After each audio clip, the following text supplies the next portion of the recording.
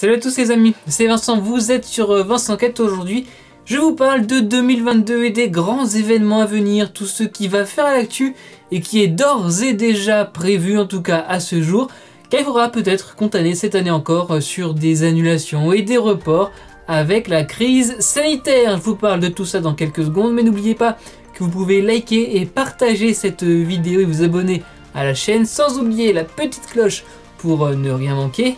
La vidéo est prête, merci d'être sur Vincent Enquête.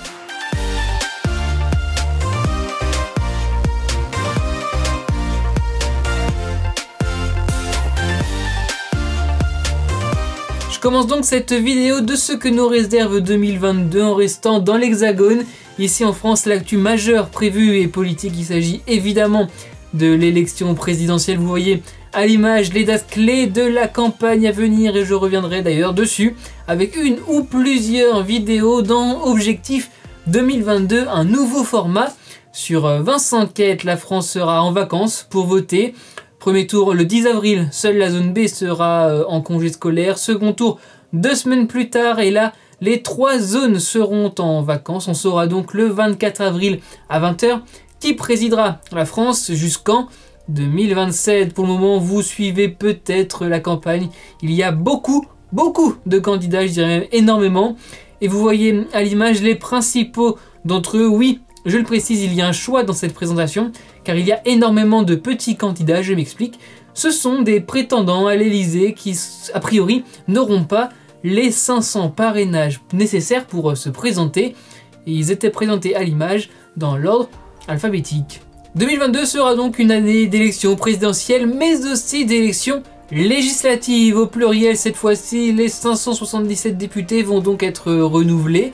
2 tours aussi pour cette élection, les 12 et 19 juin prochains, des campagnes, des élections, des enjeux, des programmes, le tout à suivre évidemment avec Vincent Enquête. D'ailleurs, en restant dans la politique, la France a pris au 1er janvier jusqu'au 30 juin inclus la présidence du Conseil de l'Union Européenne. J'en parlais un peu dans le dernier flash, le lien est dans la description et je parlerai aussi d'Europe, de l'UE et de toute cette thématique très prochainement à l'occasion d'une nouvelle vidéo. Restez connectés. Allez, en France en 2022, ce sera aussi le 18 mars, le 60e anniversaire de la signature des accords d'Évian qui reconnaissent l'indépendance de l'Algérie vis-à-vis de la France. Ça signait le lendemain, le 19 mars 1962, la fin de la guerre d'Algérie avec un cessez-le-feu avant 2 référendums en France et en Algérie. L'Algérie qui est indépendante depuis le 5 juillet 1962.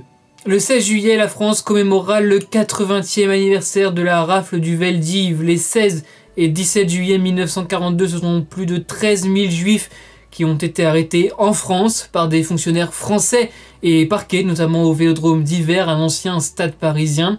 Cette rafle est tout simplement la plus grande arrestation massive de juifs réalisée en France pendant la Seconde Guerre mondiale.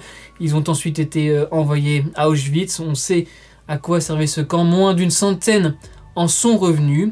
En 1995, Jacques Chirac est devenu le premier président français à reconnaître la responsabilité de la France dans cette rafle. Allez, je reste en France avec une affaire que vous n'avez sûrement pas oubliée, celle de la petite Maëlys. Le 31 janvier à Grenoble s'ouvrira le procès de Nordal Lelandais pour le meurtre de la fillette. Les faits avaient eu lieu, souvenez-vous, en 2017. Elle avait disparu lors d'un mariage. Cette affaire avait permis d'ouvrir des pistes sur d'autres affaires non élucidées comme celle de la mort du caporal Arthur Noyer, où Nordal Lelandais a été condamné en 2021. Et je termine cette rubrique France avec une info plus souriante, plus légère. Le 12 avril, le parc Disneyland Paris fêtera ses 30 ans. Plus de 350 millions de personnes y sont déjà allées. Avant la pandémie, en chiffres, ce parc c'est 59 attractions, plus de 15 millions de visiteurs par an, 8500 chambres d'hôtel, 15 000 employés et 1,7 milliard de chiffre d'euros d'affaires en 2019, Disneyland Paris, qui est l'une des destinations touristiques préférées en France. Je passe à la rubrique culture pour parler de l'événement annuel au niveau musique, l'Eurovision. Vous pourrez suivre le concours et ses préparatifs sur la chaîne YouTube. Merci encore d'avoir été si nombreux à suivre l'Eurovision Junior. En 2022, l'Eurovision aura lieu en Italie, à Turin, au Pala Olimpico, après la victoire l'an dernier du groupe Maneskin avec leur chanson Zitti et Buoni. Les deux demi-finales auront lieu les mardis 10 et jeudi 12 mai avant la grande finale samedi 14 mai. Une émission, la sélection nationale dans le jargon, va permettre de désigner qui représentera la France à Turin. Restez connectés, on suivra évidemment toute l'aventure Eurovision sur Vincent Quête. À la page culture aussi, on parlera Spider-Man en 2022. Oui, il y a le film Spider-Man No Way Home au cinéma avec Tom Holland, mais pas que. Je n'en dirai pas plus pour ne pas spoiler le film si vous ne l'avez pas encore vu. En tout cas, le 10 août, on fêtera les 60 ans de la naissance de Spider-Man, un personnage créé par Stan Lee et Steve Ditko. Et allez, un dernier rendez-vous en musique en septembre. Céline Dion se produira 6 fois en France à la Défense Arena à l'occasion de sa tournée mondiale. Des dates qui sont des reports en fait de 2020 et 2021, situation sanitaire. Des concerts qui affichent complet. Du côté des sports aussi, l'année 2022 sera très chargée. L'événement numéro 1, je pense qu'on sera d'accord dessus, eh bien c'est la Coupe du Monde de football, 22e édition au Qatar du 21 novembre au 18 décembre prochain. Une première en hiver pour cette compétition en raison des températures trop élevées pour jouer en plein été. Déjà qu'il y aura des stades climatisés, 8 stades, 32 équipes, un seul vainqueur. La France est, vous le savez, la tenante du titre. Rendez-vous donc le 18 décembre à une semaine de Noël pour savoir qui ramènera la coupe à la maison. Mais avant de penser à ce mondial, on va prendre la direction de la Chine, de Pékin pour les Jeux Olympiques d'hiver du 4 au 20 février prochain. Pékin qui devient la première ville à accueillir à la fois les JO d'hiver et d'été. Certains pays, dont les États-Unis, ont annoncé un boycott diplomatique de la compétition quand la politique se mêle au sport. Je précise que les Jeux paralympiques auront lieu, eux, du 4 au 13 mars. Et je vous prépare d'ores et déjà une petite question de culture sur les JO d'hiver à venir très prochainement. Je pense que ce sera, allez, je vous le dis comme ça, au moment du début de ces Jeux Olympiques. Allez, les autres événements sportifs mondiaux.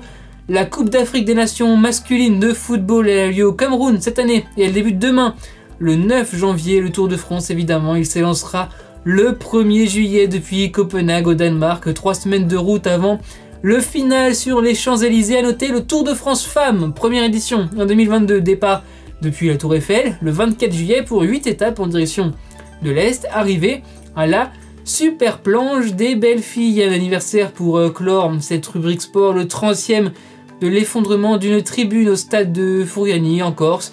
C'était le 5 mai 1992, une date particulière pour moi aussi, vous le savez peut-être. Le drame de Fouriani avait coûté la vie à 19 personnes et c'est désormais officiel. Plus aucun match de football professionnel ne sera joué les 5 mai. Je vous propose maintenant un petit tour du monde qui commence juste à côté, au Royaume-Uni, avec un anniversaire, le 70e anniversaire du règne d'Élisabeth II, le 6 février 1952, à la mort de son père, le roi George VI. Élisabeth II devenait reine, elle avait 25 ans, elle en a aujourd'hui 95, elle a connu 15 premiers ministres, des remous dans sa vie de famille ou encore le décès de son mari l'an dernier. Depuis 2016, elle est le souverain régnant depuis le plus longtemps et le plus âgé actuellement en fonction. Je reviendrai évidemment sur sa vie, son règne et le futur de la vie royale britannique dans une prochaine vidéo. Je vous propose maintenant de traverser l'Atlantique pour aller aux États-Unis avec les midterms en novembre prochain, c'est-à-dire les élections de mi-mandat pour le Sénat et la Chambre des représentants en jour de vote mardi 8 novembre. C'est important car ça va décider des marges de manœuvre du président démocrate Joe Biden pour la seconde moitié de son mandat. Allez, maintenant je vous emmène dans l'Atlantique, au large de Terre-Neuve, avec assez coordonnées précisément, regardez, elles sont écrites juste ici. Ce sont celles de l'épave du Titanic qui a coulé il y a 110 ans dans la nuit du 14 au 15 avril 1912. 1504 morts, 719 survivants, voilà pour le bilan. Allez, à notre anniversaire, nous fêterons le 4 novembre le 100e anniversaire de la découverte de la tombe de Toutankhamon par Howard Carter, un égyptologue britannique. C'est une date qui est restée dans la mémoire collective, notamment pour la malédiction qui aurait poursuivi tous les étrangers ayant violé la tombe de l'ancien pharaon. Allez, à notre centenaire que nous fêterons le 14 octobre prochain, celui de la BBC, vous savez, l'audiovisuel public britannique, BBC pour British Broadcasting Corporation, 1922 donc, et pas de grande évolution depuis.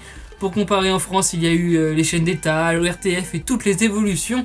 Depuis, c'est vraiment deux paysages audiovisuels complètement différents. Et allez, je termine cette rubrique internationale avec pas mal d'élections. Je vous ai parlé de celles en France et aux États-Unis. Et bien, il n'y aura pas que celle-ci, évidemment. Il y aura aussi en 2022 des élections au Portugal, au Costa Rica, au Mali, en Corée du Sud, en Colombie, au Liban, en Serbie, en Slovénie, aux Philippines, au Kenya, en Suède, en Lettonie, au Brésil, en Bosnie-Herzégovine et en Tunisie. Tout cela dans l'ordre chronologique, ça promet. En 2022, 3 célébrités souffleront leurs 80 bougies. Barbra Streisand, Paul McCartney et Martin Scorsese à notre anniversaire. Tiens, les 50 ans de Zizou, Zinedine Zidane. Du côté des hommages, on se souviendra notamment de Whitney Houston, morte il y a 10 ans. L'actrice Romy Schneider, il y a 40 ans. Le chanteur et compositeur Michel Berger, il y a 30 ans. Marilyn Monroe, c'était il y a 60 ans. Un autre souvenir, celui de la mort à Paris de Lady Diana, il y a 25 ans. Et un peu de littérature pour finir. 2022, le 120e anniversaire de la mort d'Émile Zola et le centenaire de la disparition de Marcel Proust. Pour finir, s'il y a un thème en particulier dans cette vidéo qui vous intéressait, un événement que vous souhaiteriez voir en vidéo sur la chaîne, alors dites-le moi dans les commentaires ou par message sur les réseaux sociaux. C'est donc la fin de cette vidéo. Un conseil, l'article du journal du dimanche dans la description qui synthétise les grands événements à venir en France et dans le monde pour les 12 prochains mois. Merci les amis d'avoir été au rendez-vous. Merci Marc-Antoine qui m'a soufflé l'idée de cette vidéo, et pardon les amis pour la qualité de ma voix un petit peu, c'est aussi ça d'avoir le Covid, mais je voulais vous proposer cette vidéo aujourd'hui. En tout cas, abonnez-vous, likez, partagez les vidéos. Je vous retrouve chaque semaine et en meilleure forme, j'espère, pour les prochaines, avec des vidéos inédites. J'espère que vous serez là. Sur les réseaux sociaux, c'est @VincentQuête, on se parle quand vous voulez. Surtout n'oubliez pas, soyez heureux, restez curieux.